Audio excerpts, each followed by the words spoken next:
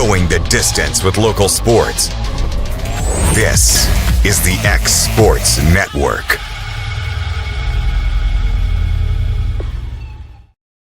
Are you looking for a non-factory job environment? Livingstone Freight Solutions is a 3PL company that began managing warehouses in Tennessee, Alabama, and Mississippi. With our multiple shifts and experienced management team, our goal is to give you, as an employee, a safe family work environment and competitive wages. We offer a wide variety of employment opportunities from forklift drivers to management level positions. We also strive to offer a competitive benefit package and PTO options. For more information or to apply, visit us at livingstonefs.com or give us a call at 931-269-3255. Got a dent, a ding, a scratch, or a bent fender? Major or minor, Car Country Collision Center in Leoma can fix you up. Car Country works with all insurance carriers, gives free estimates, can work on foreign and domestic vehicles, and has experience you can trust. They've been in business since 1990. Unfortunately, accidents happen, but you can get your car back on the road with as little hassle as possible with the help of Car Country. Call 931-852-4708 or stop by at 2567 Highway 43 South in Leoma. You know, Storing Lee Furniture is not just some huge chain store, but we do have a 144,000 square foot showroom right here in Leoma, Tennessee. The Story family has worked together in the business now for 55 years. And a familiar face is here to help you with whatever you need. That's what being a part of the community right here in the Tennessee Valley means. And if you have an issue, we're right here to take care of it. And don't forget free delivery. We invite you to come see us. We're Storing Lee Furniture.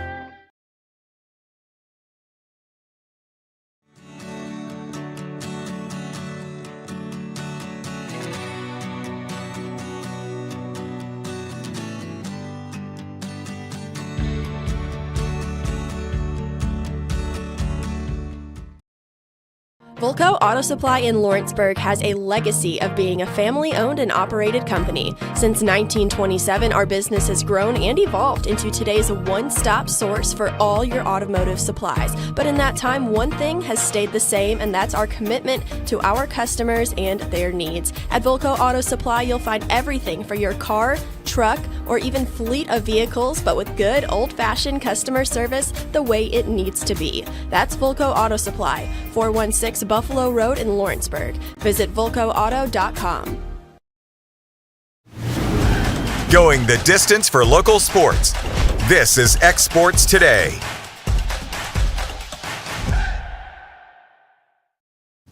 All right, welcome into X Sports Today, this Monday edition. No AJ Good, he is off this week. So Michael Marks, Taylor Plott, Hayden Burks, and we'll get you covered everything that's going on in the world of sports this week. We'll start off with some basketball. Basketball is kind of the big story. We just finished up the NBA draft. We have free agency opening up at 5:00. A lot going on in the NBA world. Yeah, definitely a lot going on in the NBA, and we're getting now post-draft, so you're obviously looking at, all right, how's everybody been doing, how they did in the draft. You're still going to try to make some moves, and like what we've talked about before, just because the NBA season stopped, about a week ago or something like that, it is definitely still in full swing, but definitely full off-season. Yeah, 100% off-season mode now. We've had the draft. We've got, some off-season moves. So we'll kind of just go over a little bit of what happened this weekend. Of course, the Bulls traded Lonzo Ball to Cleveland for Isaac Okoro. Some other moves, Davion Mitchell signed a 2-year, $24 million deal to return to the Heat. What we got? This was Sunday. Jalen Williams signed a 3-year, $24 million deal to stay with the Thunder. LeBron is exercising his player option with the Lakers. That's definitely some interesting talk, especially with the Lakers' contention, LeBron's age, what's going to happen there. What else do we got?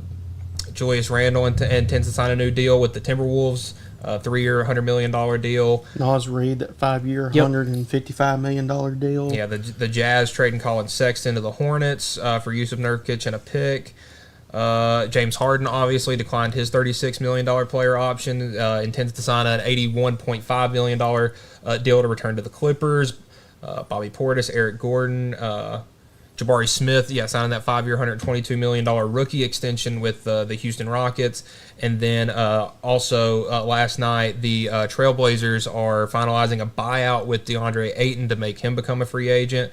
So definitely a lot of interesting stuff going on right now, guys. As free agency will open up at 5 p.m. tonight. The thing that strikes me, and this is the Alabama fan in me that I'm really looking forward to, is the Colin Sexton move right there. I think that could be something that the Hornets needed. I mean, he's such a.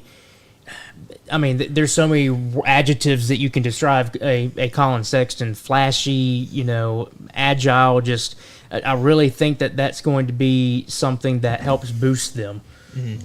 Yeah, I really think Charlotte's on the uptrend right now with the moves they made. Obviously, picking up Con in the draft, picking up Colin Sexton in that trade for Nurkic. Like I said, I talked it into existence. I was telling you about DeAndre Ayton getting bought out by Portland. They were going to find a way to get him out of there. Not sure where he'll go. I think Golden State might try to pick him up. It's something they might need there. So a lot's going to happen tonight. Obviously, all the moves are being made right now with other teams, or like teams that have, rights, or these players having player options or signing new deals. So a lot's going to happen around 5 o'clock. I think we're going to see a bunch of trades happen. I'm really intrigued by the Cleveland trade for Lonzo Ball, the guy that can come off the bench. Really good guy that can, play defense, pass the ball. Big lanky defender. Big lanky defender. So that's going to be big for Cleveland. I think that was probably the biggest pickup so far. Yeah, you're exactly right. He's definitely one of those guys where he's not like that superstar caliber, but he is a very solid NBA player, and you do pick up a lot, especially on the defense. And I think that's a really, really good move. The thing that also interests me is, you mentioned it, the LeBron picking up his player option. I think everybody kind of figured that was going to end up being the case. But the question then obviously becomes, is he still going to be with the Lakers? Is he still going to be with the Lakers, for one? And is this it? Is he just saying, because I think it's just a 1-year option, right? I don't think it. I think this is it. It could be it. It could be that he picked up, this is the last year.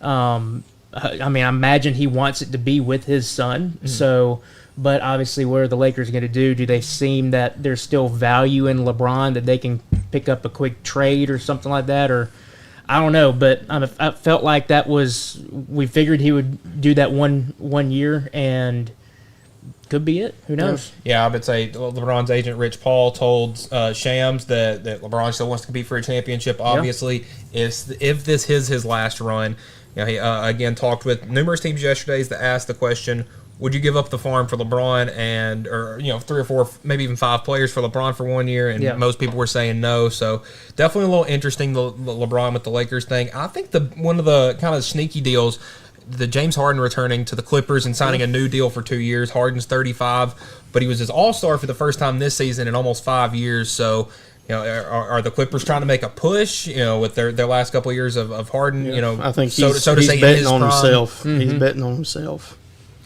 Yeah. I feel like he's still.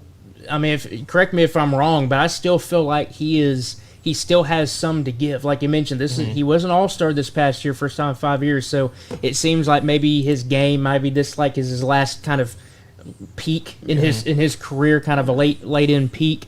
And maybe this is the Clippers saying, you know what, there's still value in him, and maybe they are trying to make a push. And for Harden himself, maybe this is his last. All right, I know I'm getting towards the end of my career. This is probably the last best I can give.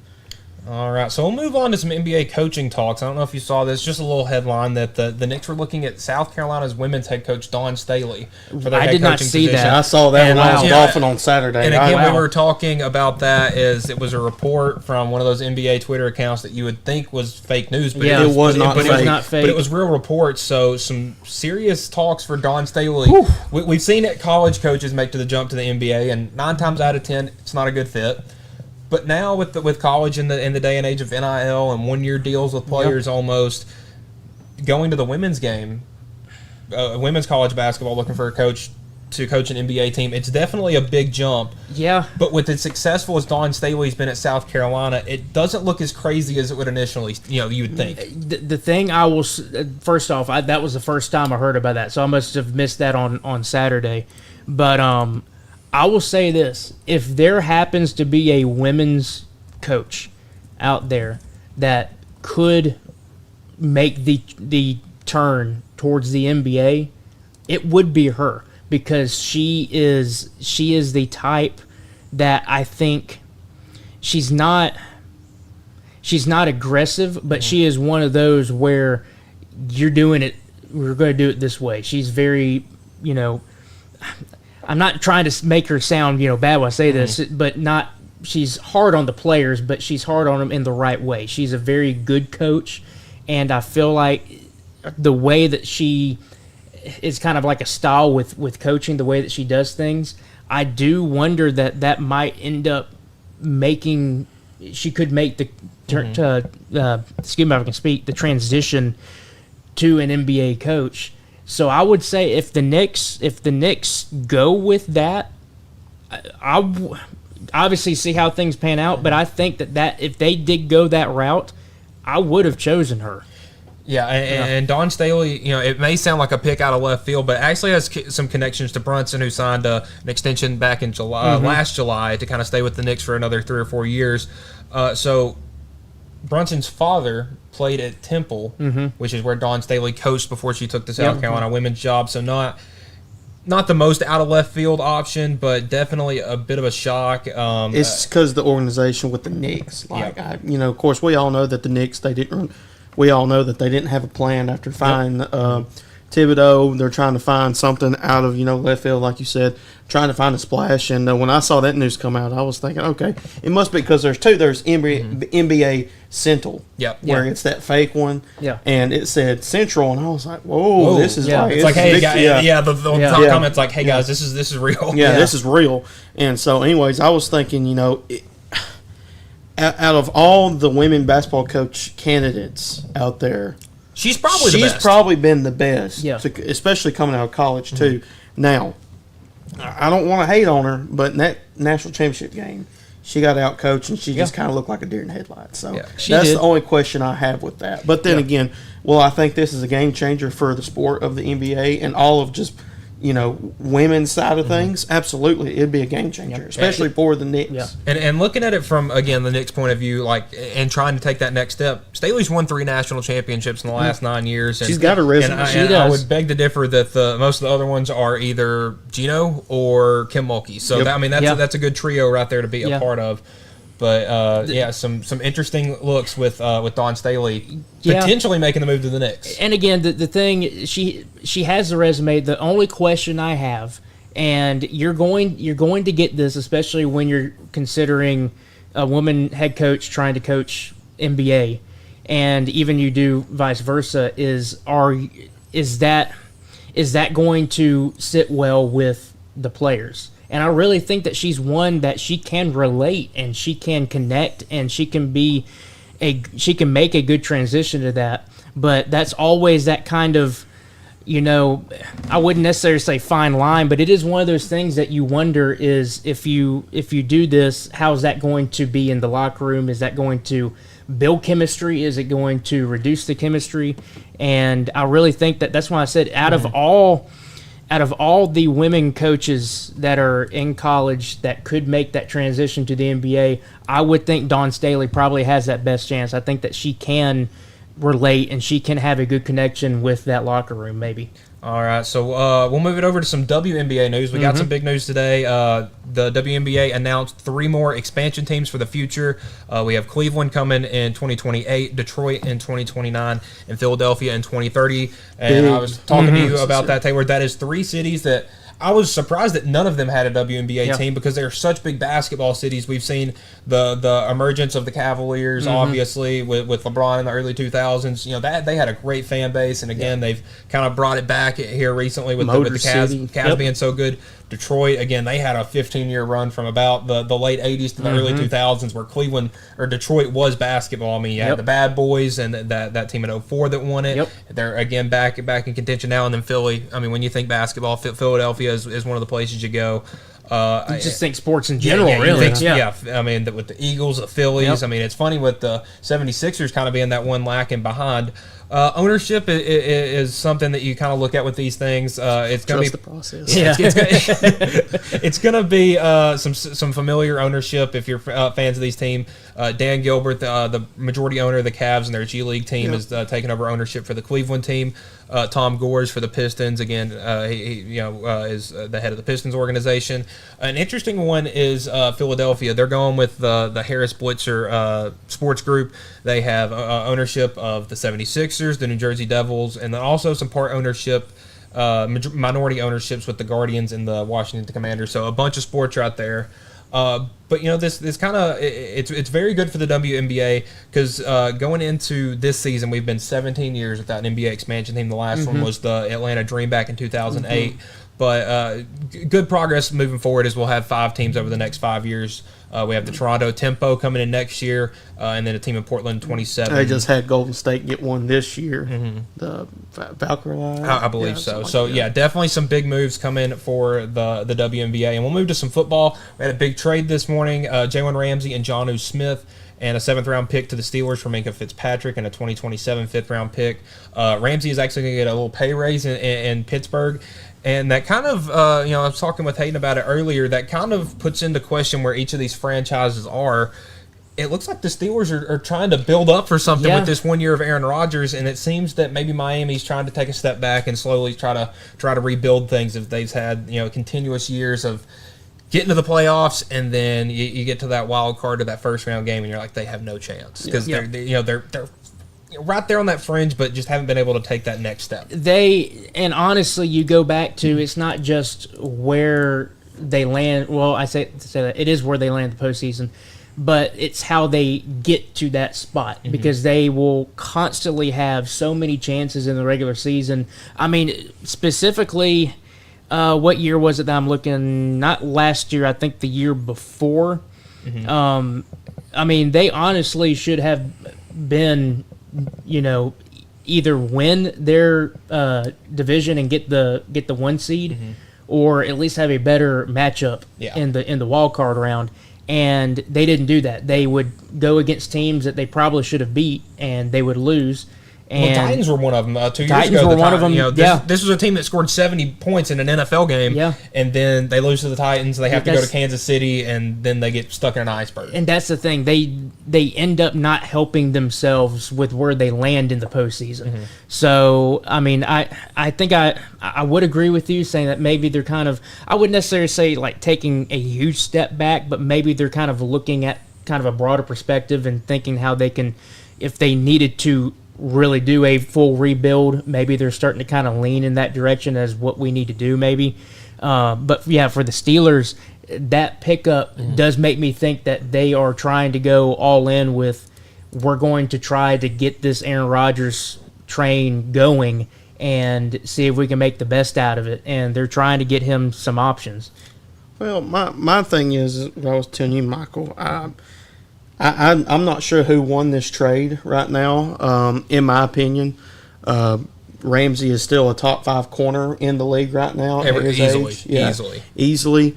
But then I don't know if that made the Steelers better. It definitely didn't make them worse. That's for sure.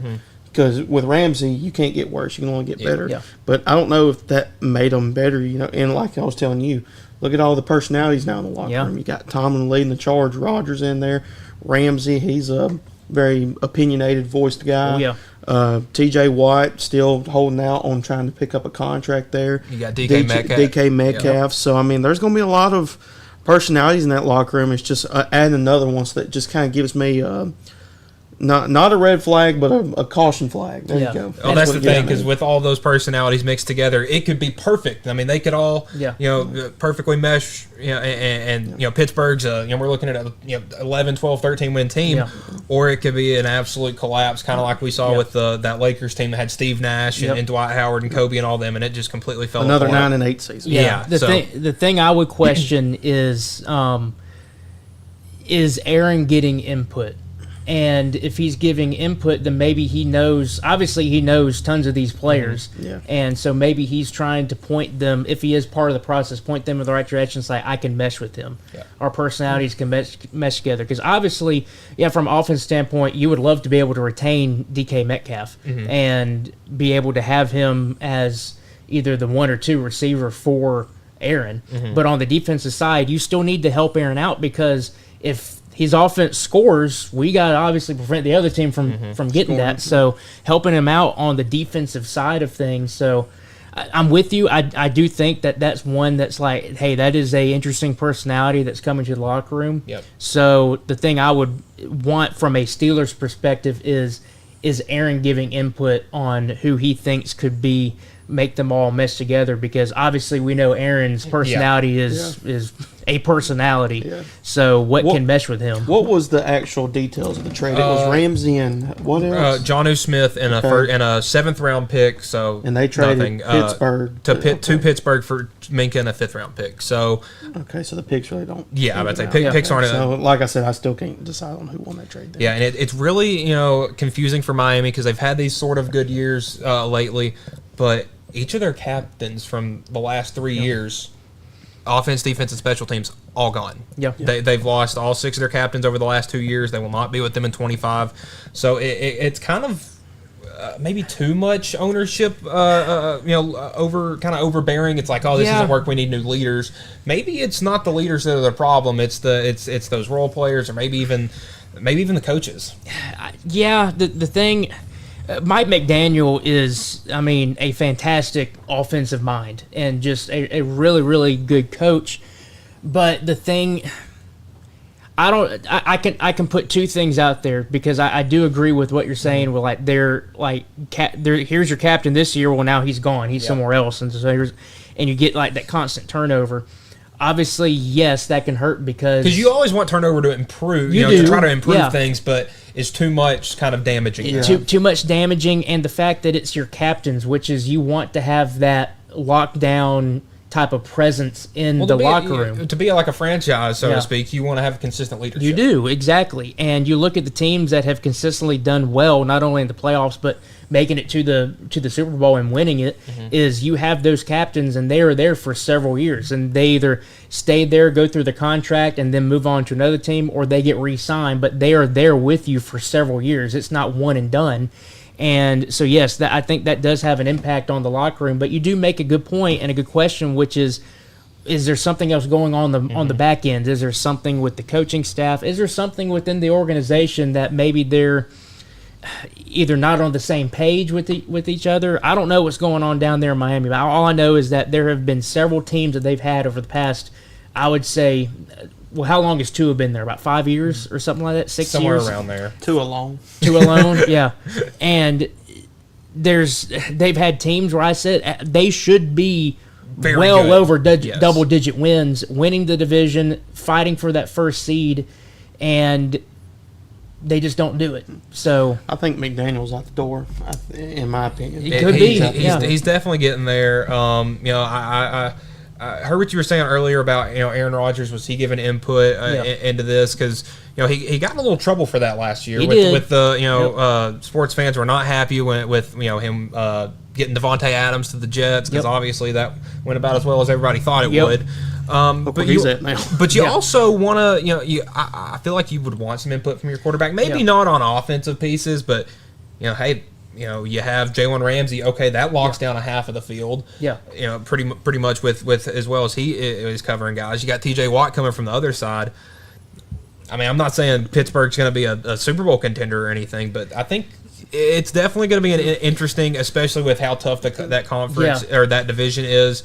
With obviously Baltimore's going to be good again. Cleveland.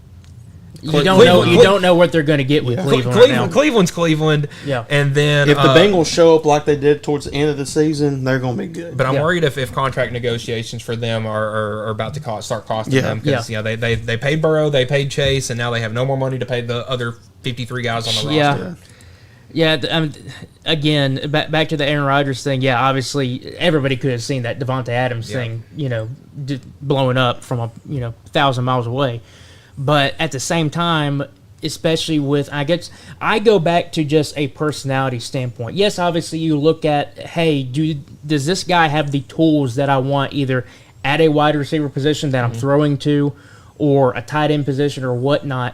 But at the end of the day, I would want to know, is my personality with this guy going to mesh? Because I don't want to have a receiver that is really, really good, but we do not see eye to eye with each other. We don't mesh, and it just destroys things. Well, so they are bringing the tight end with Jonnu Smith, too. So They I are, think that's yeah. probably, with what Yeah. you were saying, I think that might be a little bit of an input thing that A-Rod probably put in So if he was giving input like that, I would be acceptable for that, because that's something that not only do I want a good player to be on my offense, but I want you and me to interact and be good with each other and be able to mesh well. So, yeah, obviously people go back to the Devontae Smith thing. What the heck was that about? I mean, like I said, everybody can see that coming from a mile away. But I would at least want the input on the personality side if he was giving that. Yeah, Frank the Tank from Barstool obviously not happy about this trade, and not happy with how his Mets played this weekend, and we'll talk about that coming up next year on Exports Today.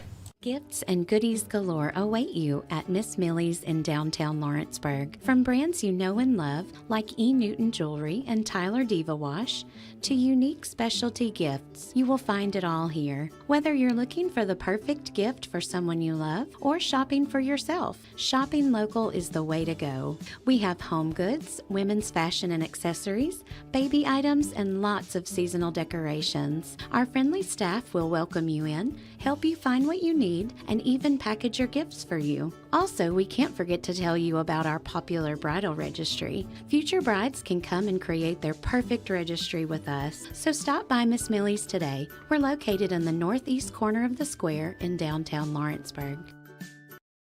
State Line Garage Doors, owned and operated by Justin Gobble, is your trusted local expert in garage door services. Based in Lawrence County, Tennessee, State Line Garage Doors is built on over a decade of hands-on experience, providing reliable repairs, replacements, and installations for all types of garage doors, residential and commercial. They proudly serve our community and the surrounding areas. When you work with State Line Garage Doors, you're not just another job, you're part of our community. Their commitment to quality, transparency, and craftsmanship is at the heart of what they do, and they offer free estimates. State Line Garage Doors. Reach out to discover the difference a company with local roots can make for your home and business. Working with Gina was great because she really knows this area. I gave her the specifications of what I was looking for, and she took me right to my forever home. I met Gina when she sold my son's home within 5 days after it hit the market. With my home, from the day the sign hit the yard to the day we signed the papers, Gina was there every step of the way. Her involvement in the sale of my home was the best decision that I made. We never felt like Gina was pushing us to make a deal with a buyer. She knew what we wanted, and she worked diligently to get us the best offer for our properties. Working hard for my clients to make their dreams come true. Let me work for you. At Flora Mid-South Realty, we pride ourselves on our family values, professional service, and a deep local knowledge. With a small town feel and a personal touch, we're here to help you navigate the real estate process with ease. Whether buying, selling, or renting, you can trust us to guide you every step of the way. And don't forget to catch Flora Rockstars, our live podcast every Tuesday morning at 8. Flora Rockstars, rocking the real estate news and all things local. Flora Mid-South Realty, your hometown real estate experts.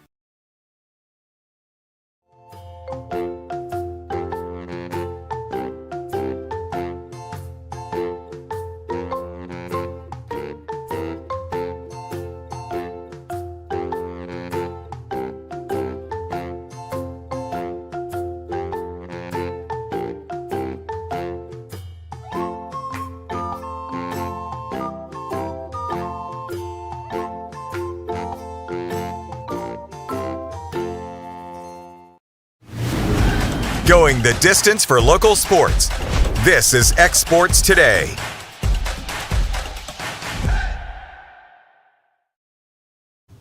And welcome back to X Sports Today. Michael Marks, Taylor Plott, Hayden Burks, and now on to some baseball, guys. The Mets had a terrible weekend trip to Pittsburgh as they dropped all three of those games, a combined score of 30-4. You daggum right. And this is a Pirates team that Paul Skeens has a losing record with a sub-2 ERA because they can't score runs. Can't give them help, And they put up 30 runs in a 3-game weekend series against the team with the best team ERA in baseball. So obviously the Pirates looked really good this weekend. The Yankees and Athletics had actually a competitive series. I think the most interesting game from Friday was Tampa and Baltimore. Tampa got up 6-0 in that and then lost 22-8. So definitely some interesting scores. Like again, we had the Phillies beat the Braves 13-0. But then you turn around and look at Saturday and the Braves won that one. What was the final? It's like 7-2 or something. Yeah, dog walked them basically. Yeah, the Red Sox got beat by the Blue Jays. It was 9-1, and then they won on Saturday 15-1. So we didn't learn anything this weekend in the world of baseball other than Frank the Tank is just not having a good time. We had a good series between the Cubs and the Astros. I think that was a split. So that was a very good series. Cardinals took the series against the Guardians. What else we got? And then today, we got some good series going on this week. We got Padres and Phillies, obviously. That'll be a good one. You got Zach Wheeler throwing the night against a knuckleballer. So that's going to be a good one to watch. That'll be interesting. You got the Yankees and the Blue Jays, those two teams at the top of the NL or the American League East. The Reds and the Red Sox, so a lot of red going on in Fenway Park tonight. You got Chase Burns versus Garrett Crochet, so two former Tennessee guys going at it. But then other than that, not really a whole lot going on. The Giants and the Diamondbacks are kind of fighting for fourth place in the West. But the Braves have an off day today, and they'll start up against the Angels tomorrow, I believe. Yeah, only 8 games today, so not as many as we're typically used to. Taking a look back at the standings, most stuff stays the same. The Yankees, the Tigers, and the Astros still all ahead in their league. The Mets again, the Mets, Cubs, and the Dodgers again. The National League East and Central are both very close. The Mets only a game and a half back from the Phillies now. Milwaukee and St. Louis 2.5 games back from Chicago. So definitely a division to keep an eye on. And then the AL Central, which is usually like what we would say, the worst in baseball. Well, they have a 53-win team right now in Detroit, and they have a very comfortable league in that division because anytime you think you get Detroit down, they come back fighting. And actually, some stats I saw this morning. So Tarek Skubal, so probably the front runner right now for the American League Cy Young. His last 15 starts, he's 10-0. Has a 1.74 ERA, and this is counting those 4 runs he gave up against Oakland. A .762 WHIP, so he's not even allowing anybody on base. Maybe what was that? 3 guys every 4 innings. Yeah, some of that. 128 strikeouts to 9 walks. So he's striking you out, and he's not putting anybody on base. So definitely very interesting there. ESPN's Kylie McDaniel put up a new mock draft, as we saw.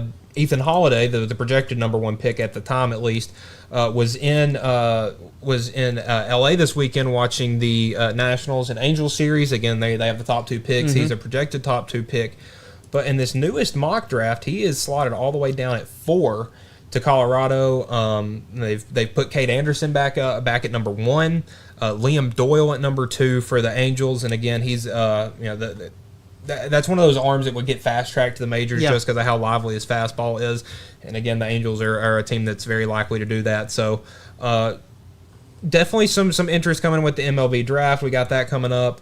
We had some future stars names announced. So definitely a lot going on in baseball as we edge closer and closer to All-Star Week. That's in, I believe, 2 weeks now in Atlanta. So it should be a fun week down there. And we'll take a jump over to soccer. I know both of you are just such big national soccer fans, so we got the 2025 CONCACAF Gold Cup going on. That was a heck of a game. That was great. So we had the quarterfinals this weekend. On Saturday, we had Honduras and Panama. Honduras won in penalty kicks. Mexico took out Saudi Arabia.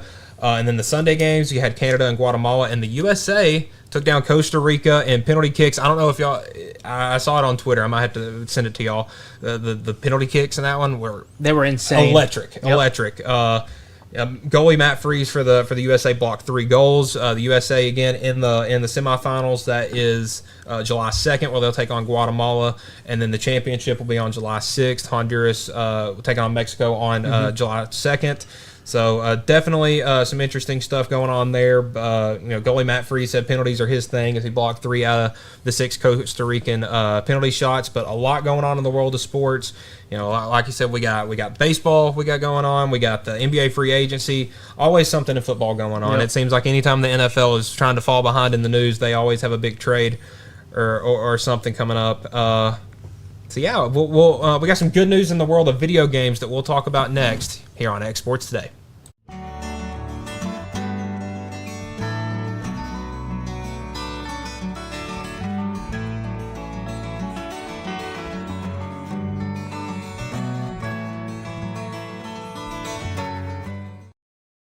A&M Medical is Lawrence County's newest medical clinic, specializing in urgent and primary care. Practitioners Andrea Bain and Meredith Hutton bring years of experience and compassion to keep you and your family healthy. A&M Medical features a separate well waiting room to meet your needs. Visit today and ask about A&M's weight loss program and telemedicine services. That's A&M Medical, located at 2367 Highway 43 South in Leoma, Tennessee.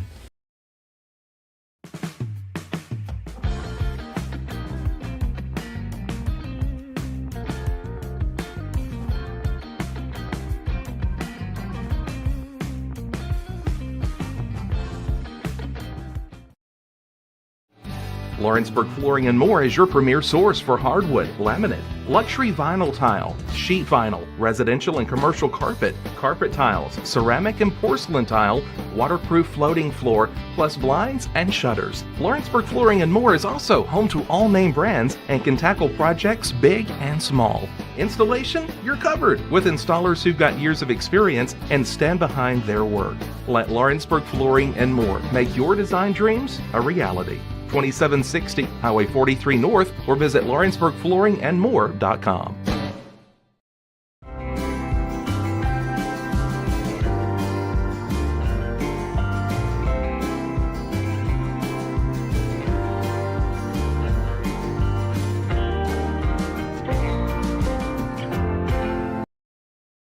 Got primary care? Find your way to better health with primary care by One Stop Medical. With decades of combined experience, you'll find a one-on-one relationship just like the old days, but with the convenience and technology of today. When One Stop Medical does primary care, it's the best. Call today for an appointment and find your way to healthy living. Serving Lawrenceburg, Pulaski, and Hohenwald. Phone 931-244-8220. Primary care by One Stop Medical at its best.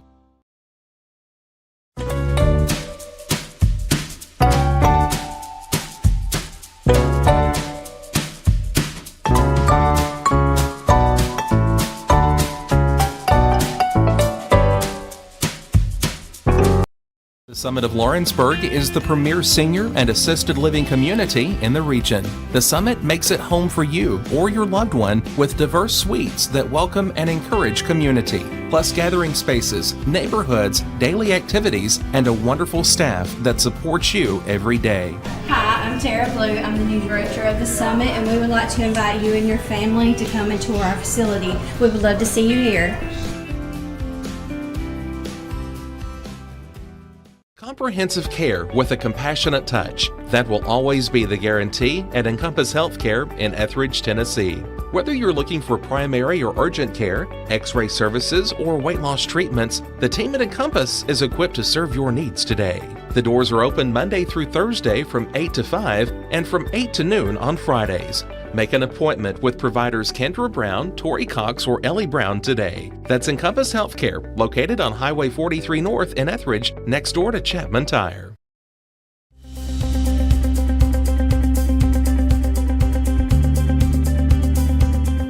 ArcticAir keeps your home or business comfortable. For more than 20 years, we've provided outstanding residential and commercial services through Southern Middle Tennessee. Whether you need assistance with your heat, air conditioning, preventive maintenance, or anything in between, trust our reliable team to get the job done. We'll take the time to figure out your specific needs and recommend what we believe is right and best for your situation. We've been using ArcticAir for over 15 years now. Their service is great, they're here when we need them, and their prices are competitive. They take the worry out of the heat and air so I don't have to. ArcticAir, when you need us, we'll be there.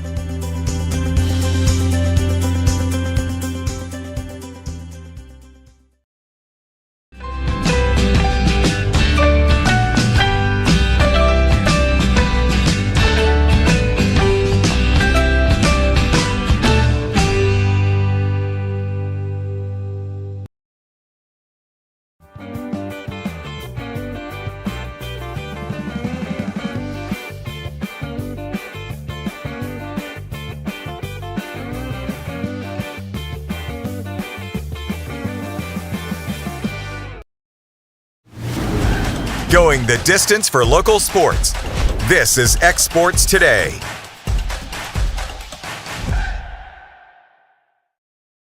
All right, welcome back to X Sports Today. Michael Marks, Taylor Plott, Hayden Burks, and we got some good news, at least for us three up here at this table. EA Sports announced on Twitter this morning at about about 10 o'clock, bring the madness, let's run it back, hashtag CBB, hashtag it's in the game. I'm talking so about. College basketball video games are officially back. Game typically came out mid-November. It's set for a return in 2028, which...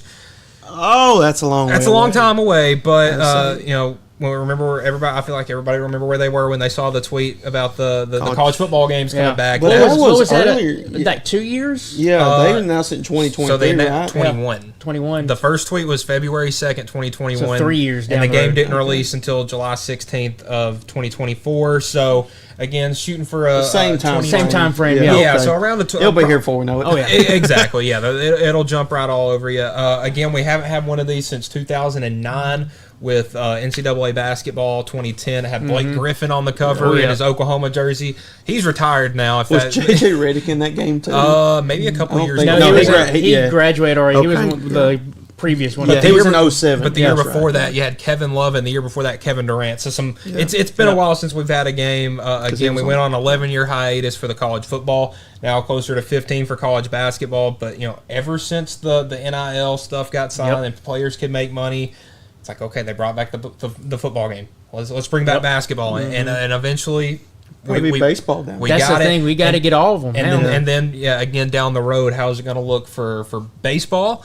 Is this game going to include women's basketball? Because I don't remember. I didn't even have the other one. So I think it has to. Well, the thing that's different nowadays. Obviously, we're talking about stuff that happened back. Football. The last one we had was 2014. Yeah.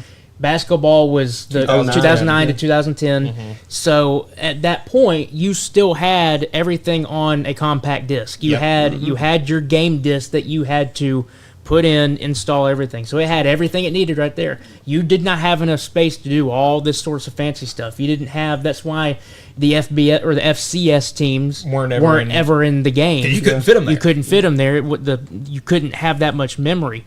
Fast forward to today. We rarely have CDs. Yeah. And, I mean, everything is, you just download it. It shows you how many gigabytes it is, everything. You just go from there.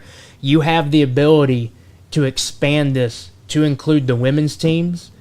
You have the ability to expand it to include the softball teams. If you wanted a baseball, I mean, heck, you could even split it up. You can split up baseball and softball. But for the basketball one, you should be able to have. Now, I'm not a game developer, but I know that at some point you have too much memory and it's just too much. Yes, NBA can do it with both NBA, And WNBA, and everything else they do with my team, my league. You should be College able to do it. And that's the Absolutely. thing. I think you should be able to do it, especially with the way that we have technology now. You can incorporate the women's team in with this basketball game, and I think that would be absolutely fantastic. Yeah. So I just looked this up. How much storage the last NCAA basketball game was? Around 5 to 6 gigabytes. That's it. Cow, that's small. We have games now that are 200-300 gigabytes. You download Call of Duty and it's like 80. Yeah. Exactly. And then around the 7 range for NCAA 14, and now those games are 80-90 gigabytes. So this game can hold tons of stuff. It should be interesting, and we'll definitely get some more reports down the road on that one. I'm just in my brain. I'm just going back to like 90s baby nostalgia. I mean, think I about hope they have all-time teams too as well. Yeah. That's the thing that I feel like we'll get in college football 26. I don't know. I definitely would like the Like idea the of all-time all-time. Duke team. Oh my do something like that. So that'll it would be insane. Do you remember all the? Y'all might be too young enough, but you remember, especially with the original PlayStation and PS2, you had the little memory cards. They would only be like 20 megabytes or something like that. Yep. We're talking about 80 Yeah, that was gig type of game. PS2. I mean, that's probably the PS2. last time they had this game was on the PS2. Now we're at the PS5, so. All right. So so that jumps me into my. It's not a trivia question today, more just an opinion question. Favorite sports video games. Favorite sports video, like a brand or a specific game. Specific game. Specific game. Okay, I've already got it. NBA 2K17. That was a good one. That was a good that one. That was the best 2K NBA game. And I don't think we've gotten a good in 2K. the modern day. I don't think we got a good 2K since 20. 2K 11, 12, and 13 were pretty good. So good, yeah. They were really good. But ever since 17, 20 was good. But after that, they just haven't been what 2K17 was. Yeah. Mine are a little. Mine are going to be a little. Go ahead and get yours. So mine are a little bit out of left field. Again, I wasn't. I was a Wii guy growing up. Yeah. So okay. I loved Madden 11 on the Wii, but my favorite sports game of all time, Mario Baseball, the Mario Sluggers, Mario Super Slugger. I love that game. I still have that game. That and Wii Sports are just the two most timeless games of all time. Yes. Also, another one of mine is probably, I know this is kind of out of left field too, but if y'all haven't played it, the old Mike Tyson Punch Out that used to be on the Wii. Yeah. Punch Out on the Wii is so good, especially the title defense part. That's the best. I will go ahead. Jeez, that's a tough one. I'm going to stick with kind of the usual. I think that this was Madden 04. It was either 04 or 05, one of those. But it was the one where they finally incorporated where you could like create your. Was it like create your own team, or you could like move? You can like do a franchise mode and move your team to like another. Yeah, part. Who was on the cover? Was it the Michael Vick? I think it was the Michael Vick one. I think it was 04. 04. But that was the first one that you actually felt like you got really into the game and you could do all sorts of things with it. That was one of my favorites. There's so many other selections. Yeah, I'm saying like the college football game that came out last summer. Yeah. When that came out, I played that so much. I loved that game. Yep. And now I have to, every time I get on, it's hard for me to get on it now just because you click on it and I set Tennessee as my favorite team, obviously, and you get a big old picture of Nico when you click on. So I say another one for me is Madden 09. They had like the 5-on-5 with the bobbleheads. Yep, that was a good one. Oh, that was so good. I remember just as soon as somebody caught the ball, just flattening them. It was good. One of the I'll throw this one out. This is kind of from left field, but most of this was just because the commentary was so good. Was the older Tiger Woods PGA Tour games? I'm talking about the ones that you had. David Feherty, who was on the commentating, and I'm blanking on who the other guy was. I can picture him now. He's the one that had the mustache. Golf commentator. I'm blank. I can see his face. I'm blank on his name. I would say I know can who see you're his talking face about. right I just now, don't know who. I can't. But not only was the gameplay good, but he would roast you if you hit something into the rough. All of a sudden, Fairy just goes, he's back in the spinach patch. Or like, if he makes this shot, I'll eat my hat. Or just the bizarre commentating. The made commentating in the games now were not like I remember they would insult you. They would insult you, and it was hilarious. It used to be like, it's 4th and 30. Why are you going for this? This is so stupid. This nowadays is an awful call. And nowadays it's like questionable decision going for it here on 4th and 5. All right, so we'll jump over to a little WWE. We had a PLE this weekend, Hayden, Night of Champions.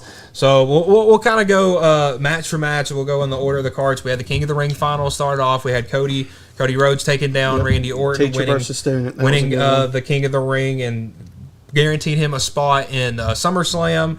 And we can just tell with kind of how John Cena's title defenses have gone. It'll be against John Cena. Some speculations, maybe a triple threat match, maybe a fatal 4-way.